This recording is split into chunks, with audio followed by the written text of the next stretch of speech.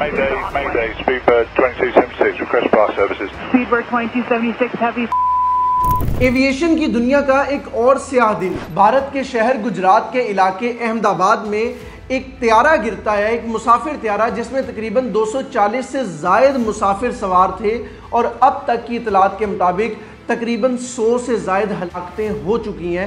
अभी ये figure confirm नहीं है, लेकिन मुतअद्दिद हलाकतें रिपोर्ट की जा रही हैं। मुसाफिर त्यारा अहमदाबाद एयरपोर्ट से परवाज़ भरता है और परवाज़ बढ़ने के महज चंद सेकंड के बाद वो त्यारा फ़नी खराबी के बायस गिर जाता है। और जब इस त्यारे में फ़नी खराबी पाई जाती है, जब इस त्यारे के गिरने के लम्हात आते हैं, तो तब इस त्यारे की स्पीड 322 किलोमीटर पर घंटा की थी और इस त्यारे की ऊंचाई महज 625 फुट की थी। ये त्यारा 1:37 में तकरीबन परवाज बढ़ने की पोजीशन में आता है और 1:39 पर कैप्टन की जानिब से आखिरी कॉल कंट्रोल रूम में भेजी गई और वो कॉल ये थी मेडे, यानी अब ये त्यारा मेरे कंट्रोल में नहीं है, मेरे कंट्रोल से ये त्यारा बाहर हो चुका है, अब ये त्यारा अपनी मर्जी से चल रहा है और हम इस वक्त इंतहाई खतरे को फेस कर रहे हैं। और वही हुआ कि इस कॉल के मिलने के चंद सेकंड के बाद त्यारा जमीन बोस हुआ और आज के दिन को एविएशन की दुनिया का स्याह दिन बना गया। Mayday, Speedbird 2276, request bar services. Speedbird 2276, heavy.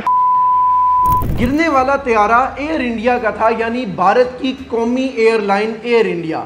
ये त्यारा तकरीबन 11 साल पुराना था। 11 साल से ये त्यारा फील्ड में ऑपरेशनल था और ये त्यारा आज तकरीबन 1 से 2 बजे के दरमियान लंदन की जानिब जा रहा था। इस त्यारे के अंदर 240 से ज़ायद अफराद मौजूद थे।